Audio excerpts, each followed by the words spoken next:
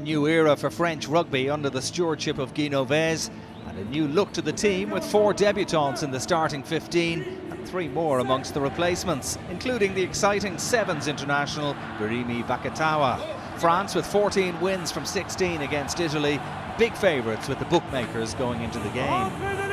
Italy coach Jacques Brunel giving a number of players their debuts too, and he opted for young Zebre number 10 Carlo Canna ahead of Kelly Hemona at out half.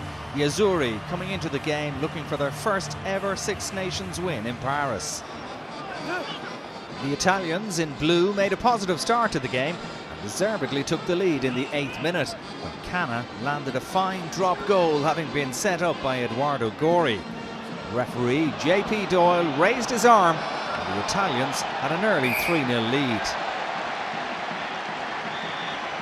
But it didn't take long for France to stamp their authority on proceedings. After Bézé had missed a kickable penalty, the home side edged in front in the 14th minute.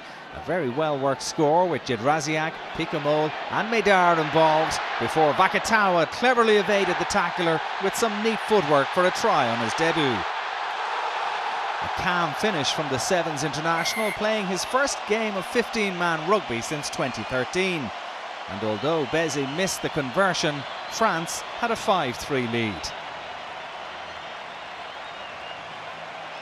However, there would be no repeat of Italy's capitulation to France in Rome last year, and Brunel's men responded to that setback in a positive fashion. From the line out, Parise collected, and when the maul rolled towards the French line, the defenders were powerless to stop it, with the Italian captain getting the touchdown. Parise, like a good wine, seems to be getting better and better with age. Canna missed the opportunity to add 2 extra points, however, Italy were 8-5 ahead. But the pendulum swung back in France's favour on 33 minutes. When the referee awarded a penalty, most people, including the Italian team, expected a kick at the posts. But quick thinking by Gaël Ficou got play underway while the defence had switched off. And with a big overlap on the right-hand side, Loré played the ball out to Clermont's Damien Chouli, who drove over in the corner for the score. There wasn't much Bellini could do to prevent the big number 7 from crossing, and once more France were in front. Bézé was unsuccessful with the conversion, his 3rd missed kick in a row, but the home side led 10 points to 8.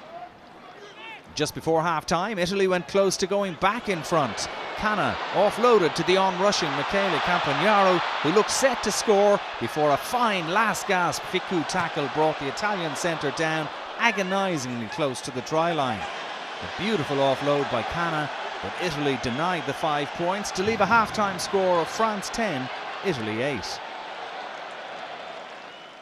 But it was Italy who struck early in the second half. Canna landed a penalty, his first successful kick off the tee of the afternoon, to make it 11-10 in the visitors' favour. And within minutes, the Azzurri had extended that advantage. Parise was again a central figure, held up just short of the line, but the ball was quickly recycled, and Canna was on the spot to collect and cross over to silence the home support.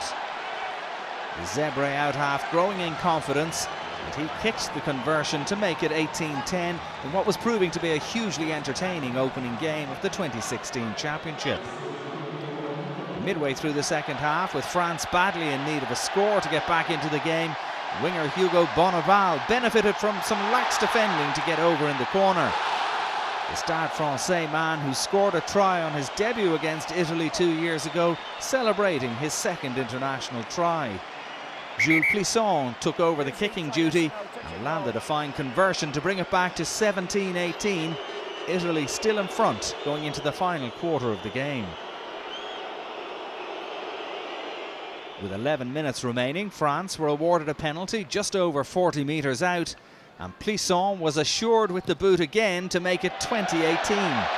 France back in front in a match that was going one way and then the other. 6 minutes from time, Kelly Hemona, on as a substitute, kept his nerve and found the target to put Italy 21-20 ahead in a nail-biting final few minutes. But in a dramatic twist, 4 minutes from the end, France were presented with the chance when Parise was penalised for holding on to the ball. The Italian captain disagreed with referee Doyle's decision and argued his case. But the impressive Plisson from close to halfway kicked with accuracy to make it 23-21. Parise clearly unhappy with the decision that had gone against him. Italy pressed with the clock past 80 minutes, and as they tried to create a scoring opportunity, France maintained their discipline. Parise took responsibility with the drop goal attempt, but he scuffed the effort. France could celebrate a 15th victory in 17 RBS Six Nations meetings with Italy. Few would have been harder earned. New coach Noves celebrated his 62nd birthday this weekend with a win. His team take on Ireland next. Italy will rue missed opportunities. They take on England in Rome in their next match. Final score in Paris, France 23, Italy 21.